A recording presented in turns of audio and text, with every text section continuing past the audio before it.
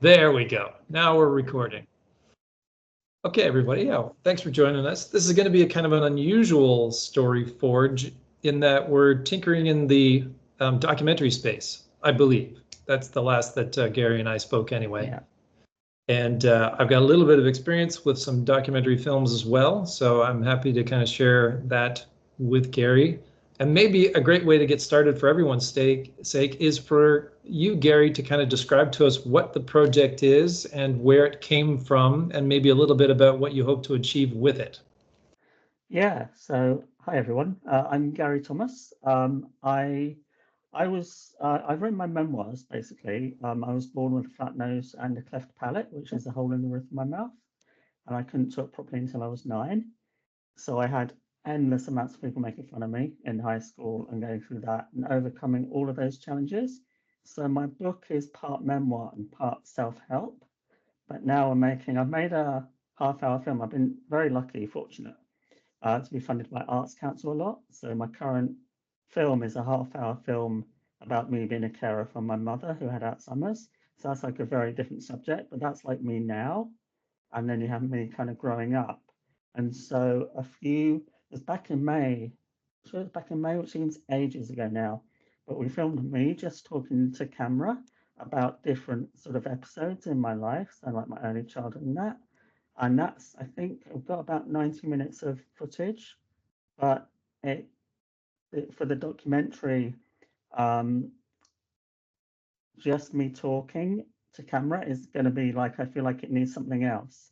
And that something else is I'm not sure quite what it should be. Is it reenactments? Is it like straightforward reenactments? There's a documentary by Wayne Dyer called The Shift, which is free on YouTube. I don't know if it should be, but it's Hay House, and so and that's really it's kind of a nice idea that he is being interviewed about his book and his writings, but there's also like a young family, and there's also like a workaholic guy, and they all come together in this place, but they all kind of illustrate what Wayne Dyer is talking about, so that's kind of interesting. And so, yeah, so I'm really been struggling with what the rest of the film is because 90 minutes of me talking will be, I don't know how interesting or grating that would be for people. But I also want it to be very visual as well because it's the whole show don't tell kind of thing. So Yeah. it's kind of when you say documentary, I like the idea of it being like a narrative documentary in part. So yeah, so that's a very long answer to your. No, not at all. So what would you hope for it? Where would you like it to live? And what would you like your audience, your viewers to kind of take away from it after they've seen it?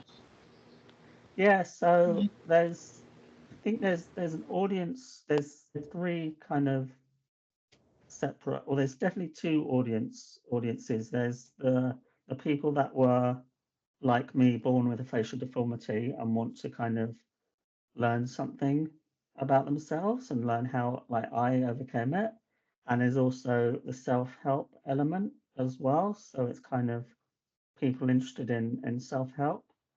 And that kind of makes me think like a sort of Netflix or a streamer, I guess, in terms of people would, wouldn't necessarily go to the cinema to watch it, go to the movie theater to watch it.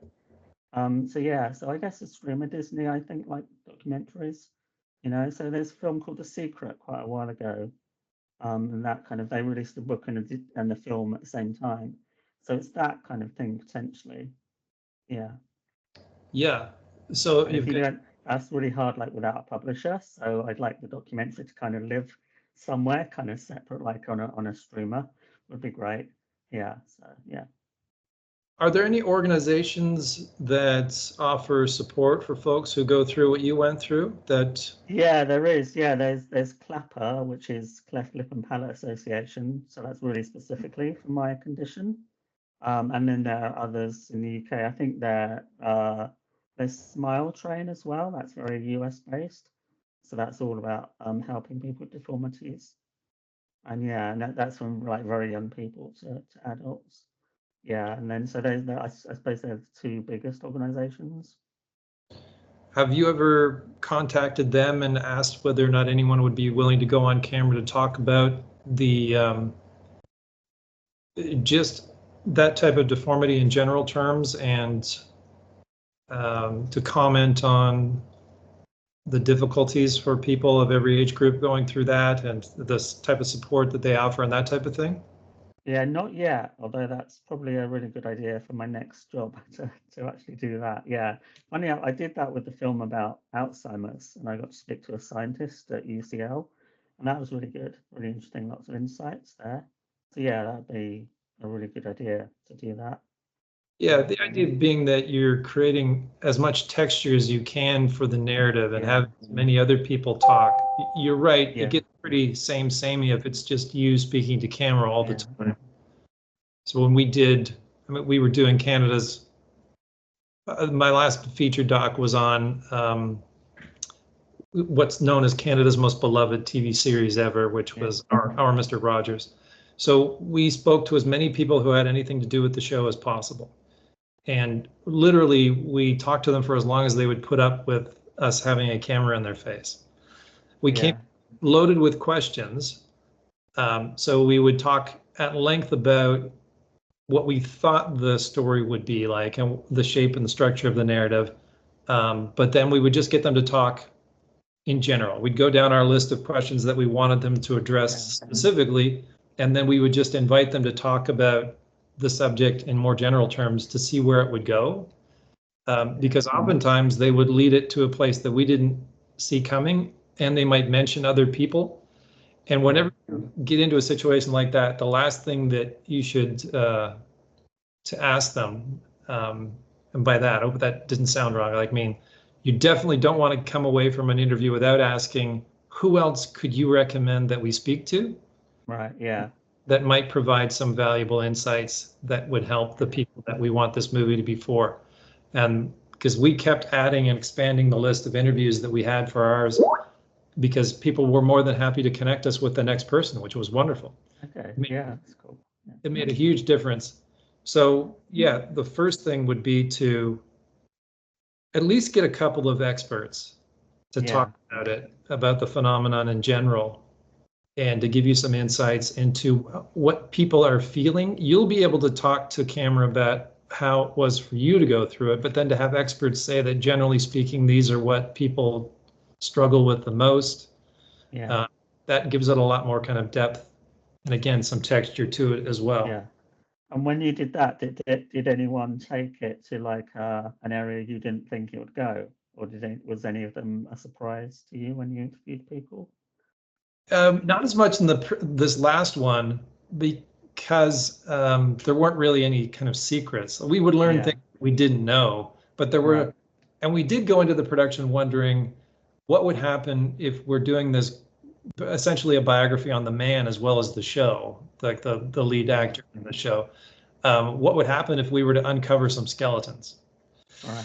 Yeah, You know, if we were to stumble into something that wasn't what people would want, because we determined that we didn't want to do an expose even if we found something, that we yeah, wanted to celebrate the show and we wanted it to be a celebration that everyone could get involved in. So we talked almost every day that we were shooting about what's going to happen if and how will we deal with it if we uncover something untowards.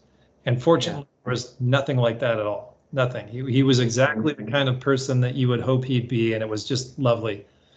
In a previous project, um, working with the same director, and I was again producer and co-writer of one called Missing Mom.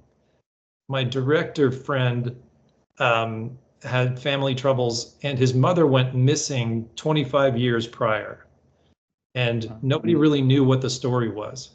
So he got up one morning and called me. He was living in Las Vegas at that point. Just called me and said, "I think I'm going to make a feature-length doc on my mom." And I was like, "Oh, okay." Um, So we started with everybody closest to him and just started to spiral outwards. And in yeah, that case, every single person that we interviewed had a different idea of what happened. They had a different explanation as to how she went missing and what might have taken place. So there was no commonality between any of the stories that we got from anybody that we interviewed. So that was really challenging in figuring out, okay, well, now where do we go? Yeah. kind of like an unfolding mystery. So in that case, we were constantly surprised about where things would go. And we would follow up on leads because somebody would say, oh, I heard that she appeared over here like 3 years ago, and somebody said she saw her over here, 6 months ago. And we would go and investigate all of those things. And so that was very, very different. But in your case, I don't imagine it would go anywhere really, really wildly unanticipated. Yeah. But and but my other thought is that bringing in the experts would be great, but also sharing the load with other people who have gone through something, maybe in different age groups, like a young person and then an older person as well, to give it, and just to share their stories as well. If you wanted to keep the focus on yourself, that's totally understandable, but it might prove to be more powerful if you gave people more than one story to explore. Yeah, definitely. Yeah, that makes sense because and people will have different experiences even though they've had the same issue. So that would be interesting, definitely. Yeah, I like that idea. Yeah, so you've got, I mean, in theory there, maybe two more folks who have been managing the deformity, like again, a young person and then maybe an older person, or just polarizing the age categories. So if you two folks there whom you might be able to find through those organizations who are willing to talk about their particular experiences, and then two experts, then suddenly you've got five voices instead of just your own. Yeah. And I would recommend also interviewing people adjacent to you, like the closest to you in your life, who can comment on and talk about your experiences from another perspective. And again, the families of each of the other people that you bring in as well. You may not use it, but I find that you can get some really, really good insights when you let everybody kind of express what it was like, not only to deal with it personally, but to deal with it as somebody caring for somebody dealing with it, or in the lives of somebody that was dealing with it as well. That could be very, very productive too. Yeah. That sounds good. Yeah. Yeah. So you want it to be inspirational and then also self-help kind of.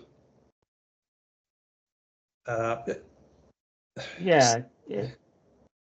For the self-help audience, I guess. Yeah, because there's a lot of experience that I've had that I could learn from. Like hindsight is great. I wish it would happen sooner. You know, but yeah, it's kind of that. And then it's like there's the question of which then episodes of my life do I then take, because there's been a lot of them, and that's I think what I'm struggling with as well in terms of telling the story, but also in involving other people and interviewing them. There might be a common thing for them, and that would be then the story that I go deeper on, I guess. I'm just using arbitrary numbers, and I don't mean to kind of condense your life down into something shorthanded, because that I don't want to suggest that I'm marginalizing anything you've gone through, but could you say come up with somewhere between 6 and 12 milestones of stories you could tell? And then when you go out and because you can film yourself last, which is a great technique too, and then use your interviews to fill in whatever gaps. Take what you can get from every other person involved, and then yours is the most flexible, and you've got all the time in the world to kind of fill it out and give it exactly what it needs. But yeah, that sounds good as well. And then maybe even a scene where, if it's possible, getting everybody into the same room, or as many people in the same room as possible. That could be really moving towards the end of the film. Didn't see who put their hands up first, but Stacy, we'll start with you. What do you got to say? Hi, Eileen was first. Okay, sorry, Eileen. We'll get to you. Oh, okay. So Stacy's backing away. Eileen, you're up. I was just going to time it, like I'll give her a minute. No, I'm kidding. So 300 years ago, I worked for a doctor who did surgery for a cleft palate. Her name Okay. was Dr. Solomon in Westwood. And she was such a lovely woman, but I think she's passed away, because then I dated another doctor. I'm not, I didn't date her, but I dated a doctor that knew her. And I think she passed away. But at the time, uh, Julie Louise Dreyfus, what's her name from Seinfeld? Yeah. Her son had cleft palate. And I Oh. met her. She brought him in. He had the surgery and all that. And so I was thinking, well, obviously, how could I not speak up when I worked with it for a little bit? But I was thinking also that, it affects everybody, right? It can, and maybe you could reach out to her, and, because now her son would be 320 years old. Yeah. Or so, somewhere in there. Yeah. Anyway, that's all I wanted to say. That's great. Yeah, thank you. Yeah. Yeah, if you were fortunate enough, obviously, to get higher profile people involved, then that would make it more attractive to people to tune in. When we were working on the most recent documentary, the last piece of the puzzle was to bring in celebrities to talk about the show and the impact that it had on them as children. Yeah. And nothing makes it an easier sell than having a box cover with the heads of a dozen celebrities on it. Not that that's necessarily within reach, but if you make a great pitch and it's all about helping other people and paying forward your experiences and that type of thing, then they might be happy to talk to you on camera about their experiences too. So that's a great idea, Eileen. Yeah, thanks. Stacy, what have you got? Hi. Yeah, I was thinking about maybe an aspect of third world countries that have this and can do nothing about it because of lack of medical care. Then you've got your Doctors Without Borders who go to other countries, and I think there are efforts to specifically deal with cleft palates. And I don't know why I'm thinking of South America in particular, but I think I read a story years and years ago about that. So that's a different angle. Maybe this happens everywhere in the world, right? And there are people who can do nothing about it. Yeah. Yeah. And it's corrected in like the Western world. It's corrected when most people are still growing up, so as children. So yeah, but there was might have been a panorama or something, but it was from the 90s. I remember watching it, and it was about a team of British surgeons who went over to another country, and they had to choose, who could they help, and that was like really kind of heart-wrenching decisions they had to make, because there's only so many of the doctors but loads of kids. Yeah, that's interesting. And sorry. You go.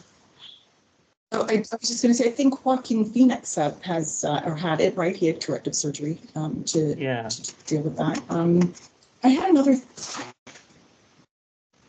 I actually had a note about something Jordan said earlier. Not to do.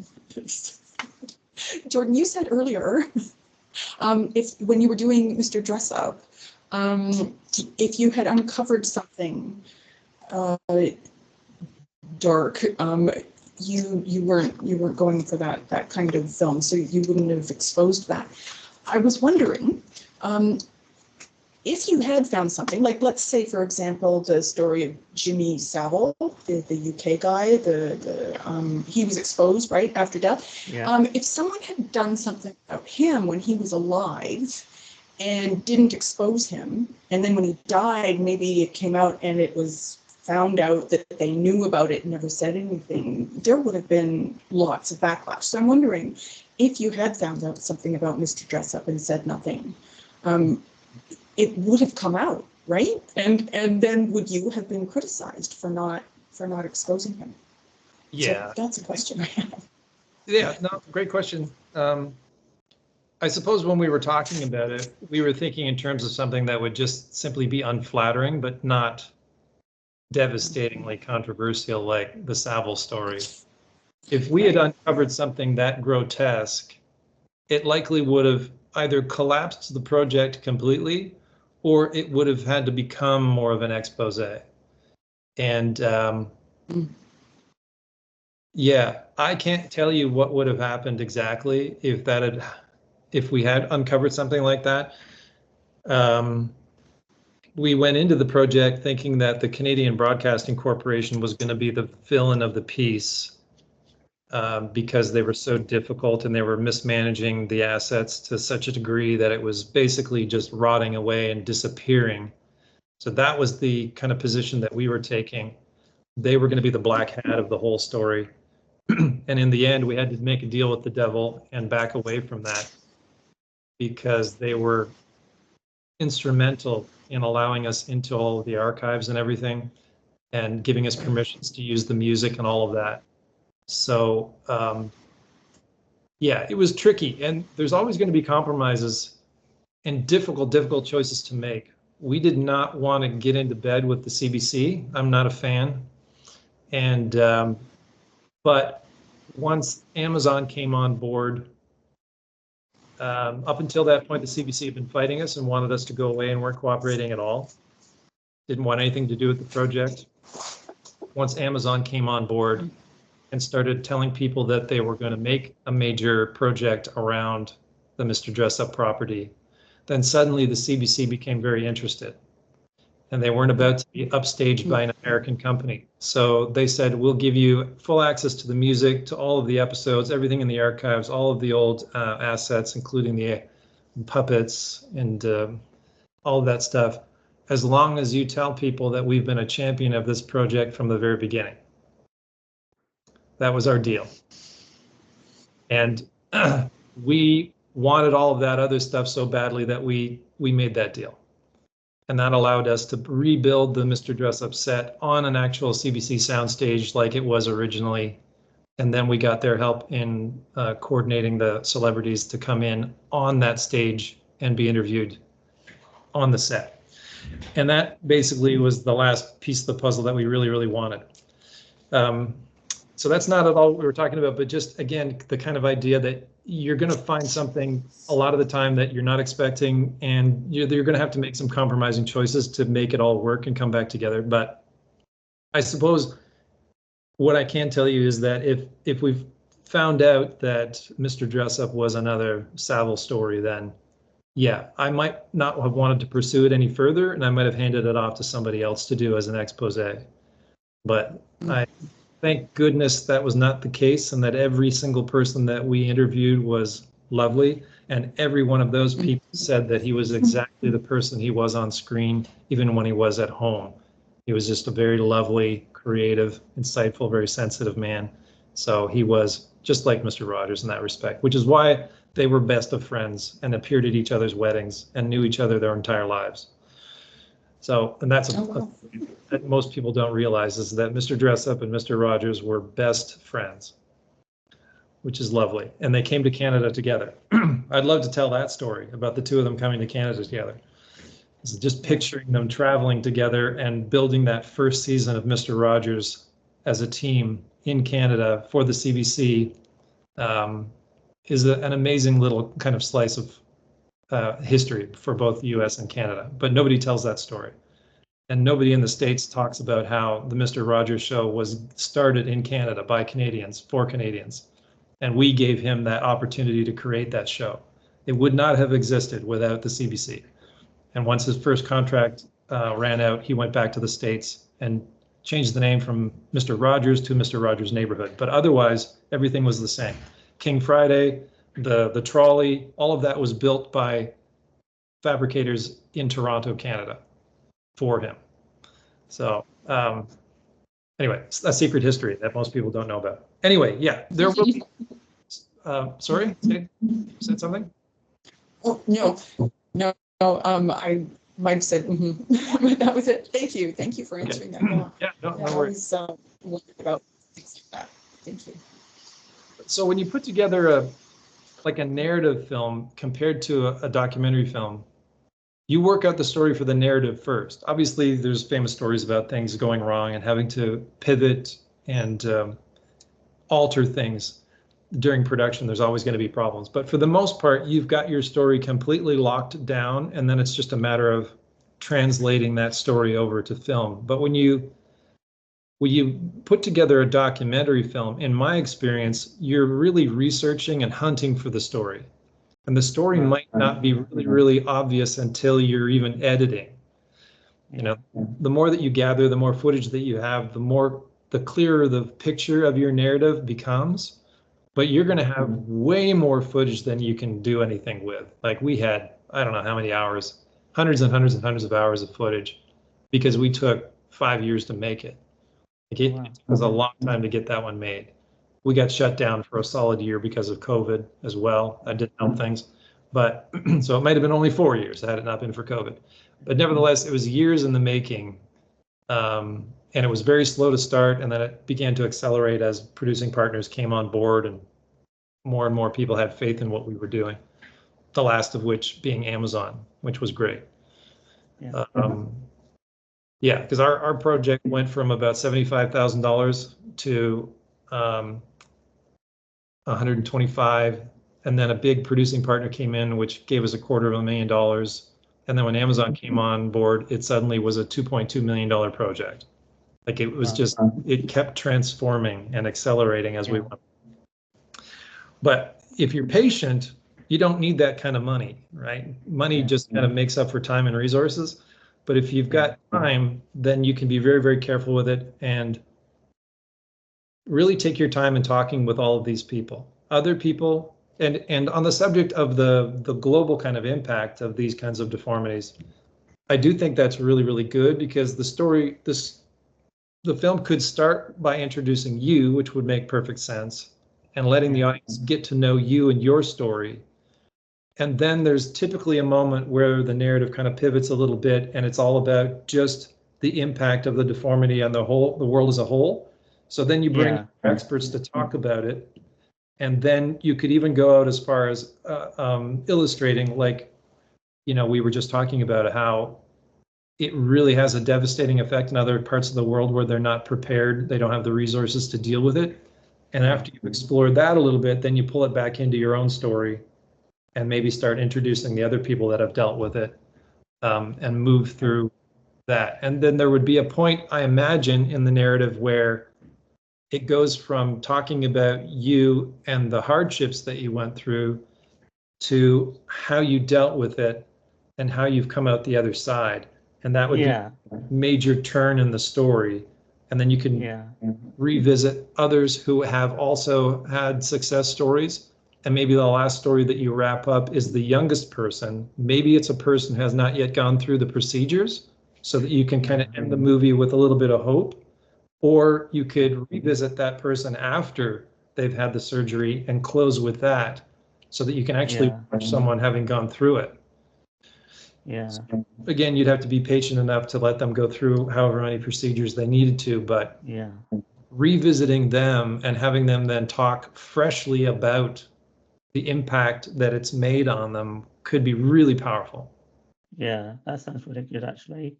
Yeah, and then you kind of you wouldn't call it auditioning, but that's where you'd go to the charities and ask if they've got people who would be willing to talk on camera about their experiences. Yeah, and put it into two categories then. If you like the idea that I just suggested, then I would say, do you think would you be comfortable in connecting me with people who have gone through the procedure? And would you be comfortable in connecting with people who are just making contact now, who are candidates that haven't yet gone through it? Could we speak to them beforehand and then maybe after? And once you get permissions to connect with them, then just have a conversation with them, not necessarily on camera, right? Just have a conversation with them and sell them on what you're doing. Because you need them to buy in and want to participate, so you need to tell them, again, what your hopes and dreams are for the project, that you want to help people with it, and make them feel like they can be a valuable contribution to it. And once you've got that, then you start arranging for interviews, because certainly the people that haven't gone through the procedures yet, you'd want to get to as quickly as possible. So they would be a priority, I would think, in your filming order, the order of events. And keep your team like really nimble, like probably a team of 3 That was where Yeah. we started with. We ended up with teams of 15 and 20. Okay. Yeah. Well. We started out with just 3. Yeah. And there would be the tech that would set up the cameras and the lights. There would be the director who was helping to set up the lights and kind of communicating with the camera and light crew. And then as the producer, my job whenever I got to a site was to talk with the subject Okay. and Yeah. warm them up and get them comfortable Yeah. so that it just wasn't kind of a gang of strangers wandering into their home or wherever we were meeting.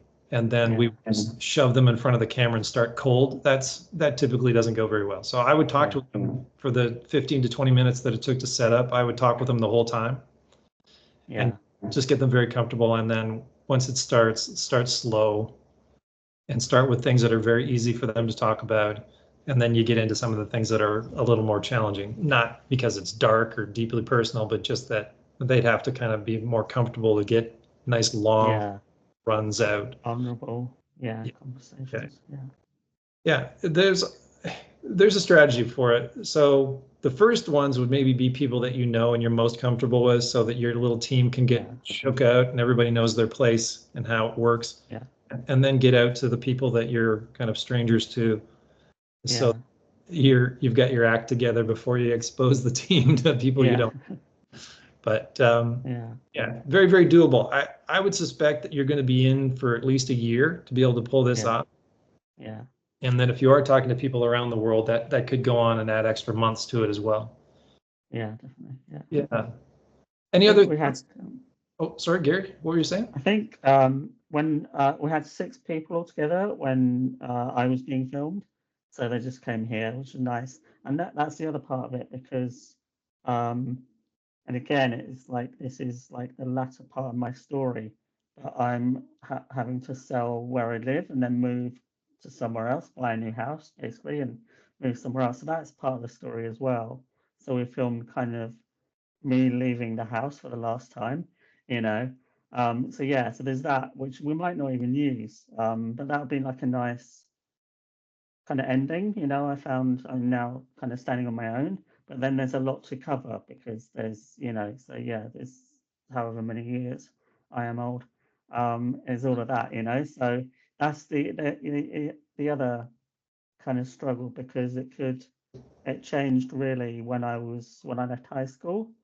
So it might be worth kind of just going up to me being in my 20s when that transformation kind of took place and just do that. And that way I can still involve parents of someone who's had it and the younger person who's had it and been through it. Yeah. And just focusing on one part of it rather than the whole thing. Yeah, that makes sense to me because one of the biggest problems you'll have is to make sure that it remains really focused. Yeah. It's Yeah. especially when it's a personal story. You want to throw everything in the kitchen sink into it because it's all important to you, of course, but it could be really overwhelming and seem kind of diffused and muddy if there's too many different concepts being explored. Yeah. So following your story through to the point where you had the procedures done, that makes sense. And then you get to be kind of the voice of the exploration into the impact of this kind of thing.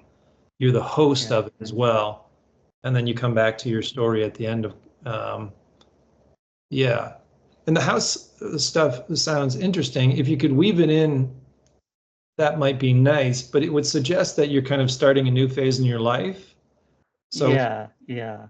how do you make that a part of the narrative in that? Yeah, so that's the thing I'm trying to work out in my head. I think it's potentially, I mean, that could potentially be the start of the film, and then I go back in time. Yeah, because if we use the stuff with me looking after my mum, that's like a half-hour documentary. But in the memoir specifically, it only goes up until like 2012. So I didn't even talk about, later stuff. That's the second book, you know.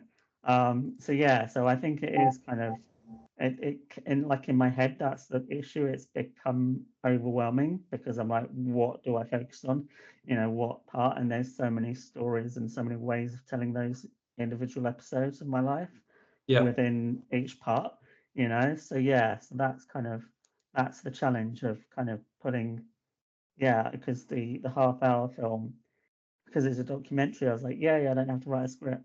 I was like, no, I have to write a script to know what it is, and it wasn't like a script. It was more like an outline, Yeah, but I had to map it out as yeah, a kind of script thing, hybrid, to know what that was. So yeah, it's probably doing the same with this and going over various versions and seeing what people like, I guess. It's easier to edit writing than edit a whole kind of first edit of a feature. Yeah, yeah. documentary. Very true. Yeah, and Yeah, again, you are definitely going to have more film than you can possibly use. That's inevitable. yeah, yeah, But learning from what audiences want out of a narrative film can help inform as well. yeah, Like what is the theme, the driving theme, the central theme of this particular project? Um, so I bringing think, in, yeah. oh, sorry, yeah, I what do you think think? it's about because I couldn't talk properly until I was 9, and that's like, of course, I can use my voice to tell my story. I think it's kind of finding your voice because there's some people who had no issues and they still struggle to speak up. So I think, that's probably a good theme, maybe. Yeah, that's interesting. Yeah, and that would be lovely, especially again if you were to be fortunate enough to find a young person that hasn't had a chance to speak and then gets the opportunity to speak at the end. Yeah, That's the nice, hopeful kind of note that you could hit at the end of the story too, is yeah, watching them kind of develop their voice uh, yeah, and start to express themselves that way. That could be really, really lovely.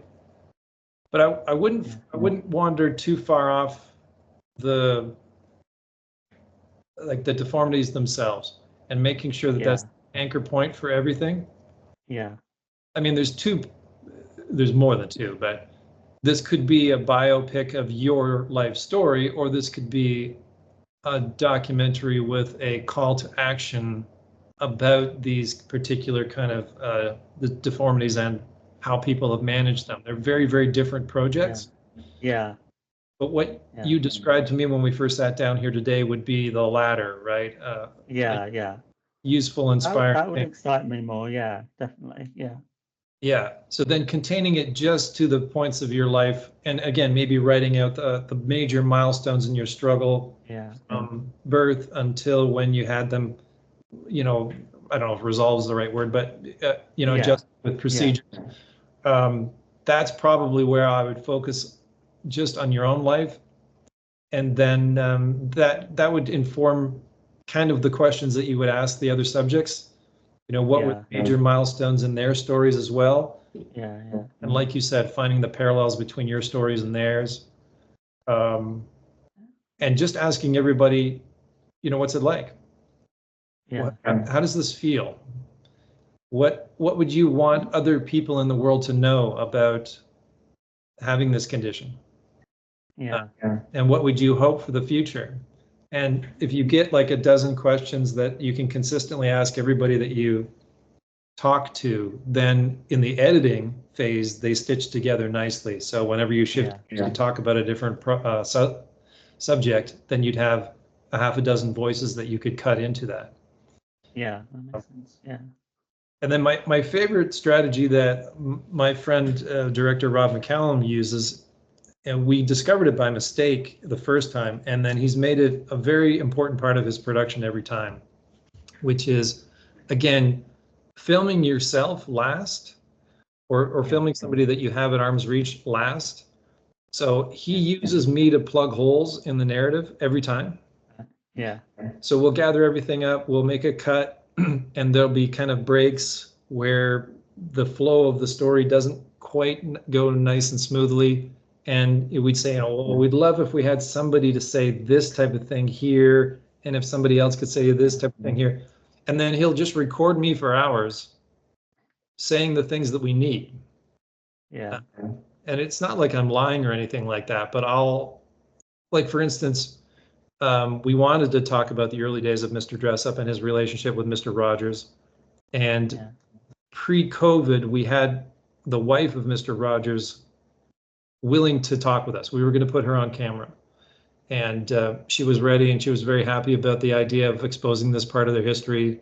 So, and we were super stoked. And then COVID hit and we had to shut down for a whole year, and she passed away during that time. Yeah. So we had major gaps in that particular part of the story that we had counted on her filling in. And I had to go back and read all the materials on their times together and everything I could find that was recorded in books, whatever, on websites, that type of thing, and then talk about it as an expert. And that filled in the blanks. So having either an expert at arm's reach or yourself or something like that, and being prepared to go back to camera after you have an edit, like a first edit of it, it can be really helpful. It makes a massive difference in how everything gets edited together smoothly. So keep that in your back pocket, because it's a really cool thing. Yeah. When I did Dress Up, I stopped working on it about 6 months before the end of the project, because all of my research and all the writing and everything like that had been done. It was just a matter of post-production and editing, and then interviewing all of the celebrities. They didn't need me for it at all. But he brought me back in for one day on set at the CBC studio, where they had rebuilt the Mr. Dress Up set. And he said, I just want you to kind of fill in some gaps as usual. I said, great, no problem. And I showed up in the morning and he handed me a stack of 20 pages of information. 20 pages of details, historical facts about, the Dress Up story. And he said, okay, you got about 45 minutes. Learn as much of that as you possibly can. And I was like, oh, okay, no problem. So while I was in the makeup chair, I just kept reading and reading and reading and reading and stuff. And over the course of about 3 hours, I talked about all of those things as though I was talking about them off the top of my head. So, and 3 hours got turned into maybe 2 minutes in the final cut.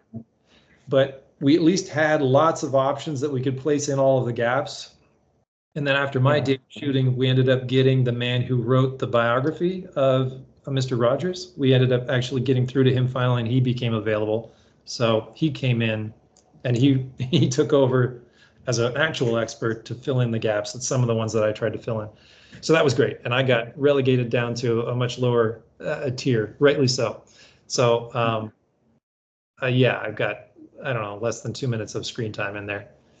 But that's a really nice strategy to use. And I recommend that to anybody that's working on documentaries. It makes a huge difference. Never think that it's over, because you yourself can fill in the holes that you need, as long as you're well prepared and well researched.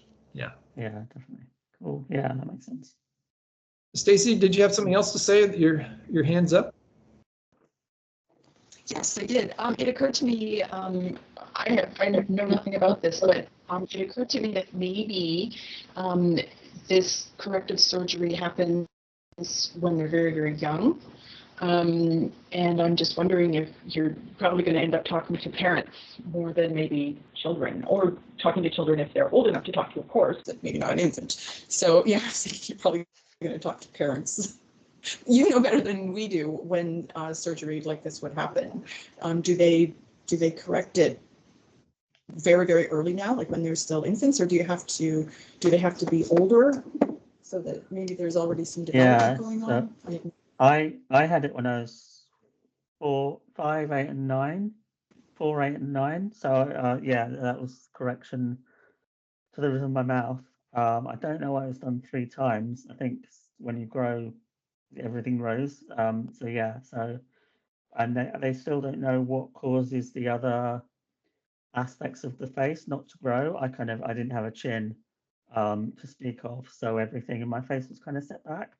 But with people that in like African countries who don't have the surgery, they're fine, which is really weird because they haven't had the surgery. So when they're operated on, they just have to do the roof of the mouth, and that's fine. But so I think like a teenager who'd had the surgery would be really interesting to interview. And then possibly the same parents or parents of a younger person who maybe don't know what the next steps are. That might be interesting. Yeah, for sure. If you do happen to get a case that's willing to talk to you for a much younger child, then absolutely you're going to be talking with the parents. Yeah, it wouldn't be appropriate to try to put a kid on. But that's a great and compelling story, speaking to parents about that. So they're every bit as valuable, because it's either going to be a person suffering directly, or it's going to be relatives of somebody that's suffering from those things, Yeah. that watch the film, and trying to capture as many of those perspectives as you can, I think would help the movie a lot. Yeah, definitely. Yeah. Yeah, it seems like a really valuable project, and there's anything adjacent. Do you know of any other projects that have covered the subject in the documentary space? Um, I'm not sure. I probably need to look actually. It's very. I mean, it affects one in. I've read different things. I've read 1 in 1,000 or 1 in 700 that it affects of people with cleft palate. 'Cause there's cleft palate and then there's cleft lip and palate. So I just had flat nose and cleft palate. But yeah, so I do kind of look every now and again. Like Wonder was lots of different deformities, but in the book he does mention cleft palate was one of the things that he had. So yes, I'm sure there are documentaries. I need to do a search for that actually, yeah, and see. Yeah, not to scare you off or anything like that, but it might be useful to see how other people have tackled the subject, and whether or not there's Yeah, an opportunity to cover areas that they didn't, to make yours really yeah, stand out and more yeah. impactful. I think the ones I've seen, like the panorama one from years ago, that's very medical. They just concentrate on. And actually, there was a few videos on YouTube that I found, but they were all like very from a medical point of view. So what is it? How does it happen? We don't know how it happens, but this is how you get it corrected. And yeah, so those are all very medical that I see. Like I didn't really see any. I couldn't find any kind of personal, experiences of it. Other than yeah, so that's kind of interesting. Yeah, you'll find that the more personal you can make it, the more resonant it will be, and I think Yeah, wider audiences will tune into it. yeah, Uh, that was the case for Missing Mom too. And of all the movies that we've made thus far, that one, which was the first documentary that we put together, still gets the most kind of, I don't know, you call it fan mail, like right, people yeah, emailing him almost on a daily basis saying, thank you for this. It's yeah, inspired me to reach out and kind of pursue people that I've lost touch with in my family, and I thought it was really moving, blah, blah, blah. So that would yeah, be lovely for you to be able to experience that as well. yeah, Um, and definitely. that's only because they got to watch people struggle with the subject, and we did our very best to make it very real and authentic and let people talk Yeah, about their experiences. So the more you can do that, I think the more impactful it could be. yeah, definitely. Yeah, and so then would you include any reenactment at all, or just how would you? We played around with that idea on Dress Up. Yeah, We actually talked about it on Missing Mom too. In the end, we shot both of them down. They're difficult to do. They're yeah, certainly difficult to do well. yeah. Hence Um, the budget. yeah, because well, you either hire professionals and pay professional wages, or you hire Yeah, amateurs, and the results will show that, yeah, yeah, which you don't want, because you don't want clumsy performances to kind of hurt the yeah, people's faith in the piece. yeah, Uh, definitely. Yeah, I would attempt to do it without. yeah, I think if you do have people who are either experiencing it or are experiencing it adjacent to someone who is, and they really get to, you know, speak from the heart about things like that, then I think that's going to be way more compelling than yeah, those kinds of vignettes that you see in mystery and the yeah, murder show reenactments, which are always really wooden and almost goofy. yeah, And if you don't have the creepy music playing over them, they'd be laughable looking. yeah, I wouldn't want that to hurt your project in any way, and I don't think you'd need it. yeah, They're a yeah, that pain makes sense. pain in the butt. They're just a pain in the Yeah, butt to shoot. yeah, Um, a whole nother day, another location. Lighting becomes much more critical. Sound, yeah, yeah, yeah, all that stuff. So, yeah, go into it without. And if you come across something where you think, well, we can't do justice to this moment, maybe we should talk about it. Then at that point, maybe explore it a little further. But I think it would be better without it. Yeah. Yeah. Okay. You're getting too Yeah. close to narrative, and it and if you're going narrative, then it has to be excellent or it's worthless. Yeah. Yeah, definitely. Yeah. And it has to make sense as well. You have Yeah, to know what you're getting across in yeah. that. Yeah. Okay. Have you Yeah, got that all makes any sense. other questions you'd like to ask about the process or anything that I might be able to share with you? Um, trying to think. I think, do you, because when you went to interview people, you asked them the same questions to each person? We did, yeah, because we kind of knew we had a bit of an outline as to what we thought the structure Yeah. of the movie was going to be. Yeah. So it'd be like, early days of Ernie, the guy who played Mr. Right. Guy, and Yeah. then his family. And then we would just kind of create these containers, and then we'd do our best to fill as many of them as possible. And then we'd ask people about each one of the containers, so to speak, each one of the subjects that we were focused on in these different phases. So, but it was never too many. It was only like 12 questions that we'd ask people because we'd want Okay. most of the time to be about them just expressing their thoughts on things naturally. Yeah. Um, and whenever you have somebody in front of camera, you're going to know within seconds whether or not they could speak naturally. Yeah. And a lot of people can't, and they don't know Yeah. it. That's the problem, is that they don't know it. And when you put them in front of a camera, they'll freeze up and Yeah. get really unnatural looking, which makes them kind of look sketchy and like they're lying, but they're just nervous. Yeah. So part of the way we diffused that was with me speaking with them for the 20 minutes leading up to the camera, and then being there and kind of coaching them. And the tone that you have with them in the space is really, really important as well. If somebody's nervous, Yeah. they're going to flub, they're going to, and you can't afford to have that in there. So you have to say, you've got to be assertive enough to say, okay, you bent up your words there. Can we go back and capture that? Can you say that Slow again? down. Yeah. Yeah. It's kind of uncomfortable. You've got to kind of get used to having to do it. But if you don't, then your editors are going to want to kill you, Yeah. because you don't want anybody to go on camera and look bad. And if they are not aware of the fact that they bent their words and their sentences don't make sense because they're nervous and they're trying to say 6 things at once, or they do run-on sentences, which is just as bad because you can't cut because they just keep talking. Yeah. You just need somebody in there to say, okay, sorry, excuse me, can we stop there? Can you go back and just say that again in your own words? And then, So there's a person, someone on your team is going to have to play the role of your script supervisor, even though you don't have a script, to make sure that what you capture is clean. There's no noise in the background. What they get out is nice and clean, and they make sense, and they're focused on a particular subject or concept when they're talking, because that's really, really challenging. My wife edits reality TV shows.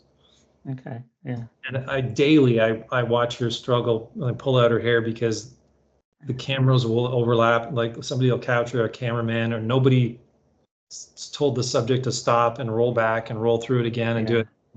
They're not paying attention, and editing that stuff after the fact is just absolutely a nightmare.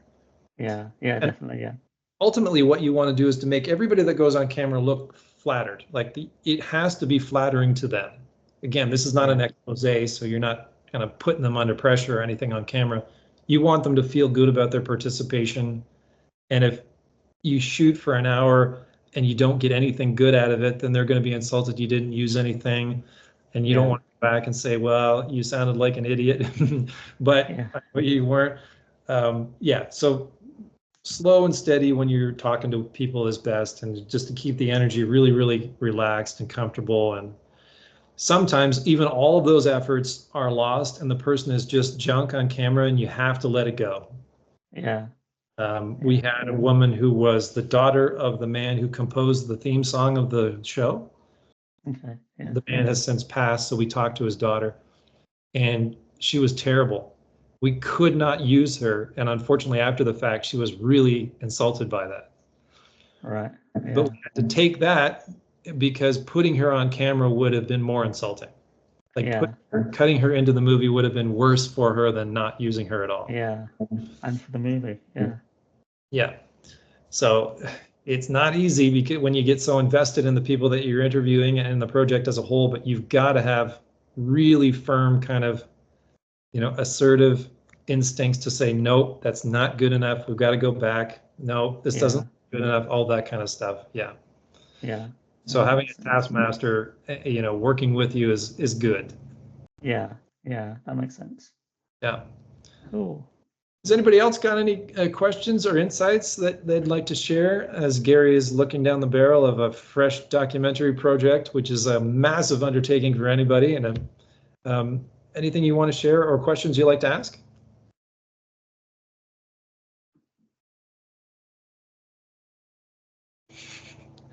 This is my joke is where I say, not everybody at once. Let's slow down. Okay. Anything else not that I'm trying to end this conversation, Gary, I'm happy to keep going, but can you think of Yeah, anything you'd like to cover? I don't think so. I think I've got a clearer idea now of it's like, yeah, what to do and also like what to outline as well. And I think, yeah, people, other people's experiences. And I guess it's to film them where you find people who are engaging on camera. So it's almost like an audition process, Yeah. even though it's a documentary, isn't it? So yeah, it's finding the right people. Your icebreaker conversations with them the first time you see them, make sure it's Zoom and not a phone call so you get to watch what they look like, and you can accomplish a lot in a quick Zoom call that they don't have to be aware of, but yes, you're basically casting and making sure that you can get what you want out of them. And if confronted, it's very fair to say to them, listen, we need people who are comfortable on camera. We want to make sure that you look good when we put you on camera. And if for any reason that's not the case, then we'd rather like move on and find someone else. And we appreciate your time and interest and blah, blah, blah. And again, always, even then you say, is there anyone else that you know that might be able to contribute to this in a valuable way? Because we'd like to talk with as many people as possible. See what happens. You never know who they might suggest or what might come out of that too. Yeah, no, that sounds good. Yeah, thank you. Oh, you're very welcome. Maureen, what have you got to say?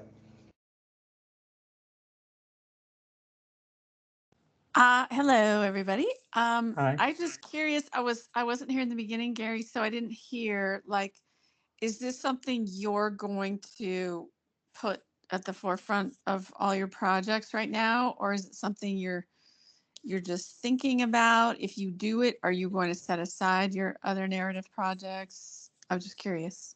Yeah, so I'm doing 500 things at once because that's what writers do. So yeah, so we filmed me talking about my experiences of being born with a flat nose and a cleft palate. And so that's a lot of the story, which is in the memoir, which I'm also rewriting the memoir. So yeah, so as Jordan says, as we go on, I think as we go on with it, it will take shape. It will begin to take shape the more people we reach out to and stuff. So yeah, so it's really, I mean, I suppose it's a continuation of the documentary about me and my mum in a way. But yeah, it's one of the many projects. But I'm kind of quite excited by this. So I kind of feel like I would prioritize this. But it's also good to have a home, so not just make it and hope somebody picks it up. As that, because Jordan was talking about having people on board in the beginning, and some not on board.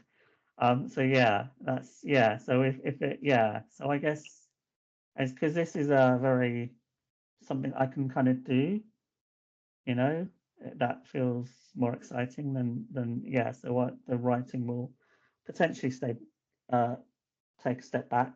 But when we filmed me, it was only like one day of filming, and I just practiced recording myself on Zoom. What I was going to talk about. So it's 2 or 3 days for that one day of shooting, and I think I come across okay. Someone else is editing, so that someone else will tell me. So that's good. Yeah. So yeah, I guess this will take priority at some point, and then yeah. So when you did that 1 day shoot, it was you just to your own laptop or your desktop? No, so I had a camera crew. Okay. The guy who David Parker, he's been really good. He produced the short film, and he's put the tour together that we're going on across the UK for that film. And yeah, so that was all. It was, and he brought a sound operator on, sound recordist, and I had a makeup artist because so yeah, so that was kind of, yeah, and that's relatively cheap, I guess, compared to what it could be, because it was just us, so yeah, and I filmed it at home, so yeah, there were no location fees or anything, so That's great. Yeah, that's the way to do it, is to keep it as as inexpensive as possible, especially through the early days. And who knows, maybe you'd even pick up sponsors. Like if you get into conversations with these special interest organizations, they may have an interest in it, and that might be a secondary distribution opportunity for you. Like, yeah, definitely, to make this kind of a movie available to people that they come across, or who knows, they might help promote it. You never know where it might go. If they like it after the fact, you may be surprised at who could get behind it and help you get it out to more and more people. Yeah. So that would be another recommendation that I'd have, is that when you're talking to those organizations, asking them questions, open-ended questions like, if a movie did exist on the subject, what would you like it to look like, and what kind of statements would you like it to make so that it could positively affect as many lives as possible? And you might get some really useful insights there. And again, if you can create that very thing that they've asked for, then maybe they could get behind it. Yeah, that's a great idea. Yeah. I was going to say that. Oh, you're very welcome. And don't be afraid of throwing things away either. Like I wanted to say, like, the last little thing that I'll say about our project is that for the first almost 2 years, again, it was the really small team that we had, just at maximum 5 people whenever we were moving and around. And we went all across Canada, and we went out to the west coast of Canada and talked to as many people as we possibly could. And then when the first round of big production partners came on board and gave us a lot more money to work with, they came in and said, okay, we have faith in what you're doing and we'd like to participate in it, but we have standards and we don't like the footage that you've shot so far. So we had to throw away almost everything that we'd shot for those first 2 years and go back and do it again with a more professional crew, which was kind of heartbreaking. A couple pieces survived because that made the final cut because people weren't available, and unfortunately some people passed away. But that may happen as well. You might attract the attention of some other people who want to come on board, and they might say, okay, we're going to start over. But that does give you the opportunity to kind of refine what you did, and you'll go into those second rounds of interviews with people knowing exactly what you need or a much better idea of it anyway. So don't be afraid of that. Yeah, that's good advice. Yeah. Thank you. All that stuff that you shoot could end up finding a life elsewhere online too. Like, you can cut it all up and make it available again to the special interest groups, Facebook groups, all that kind of stuff. A lot of people could find a great deal of value in the full interviews of everybody that you talk to. Like, there's lots of stuff that you could do with this.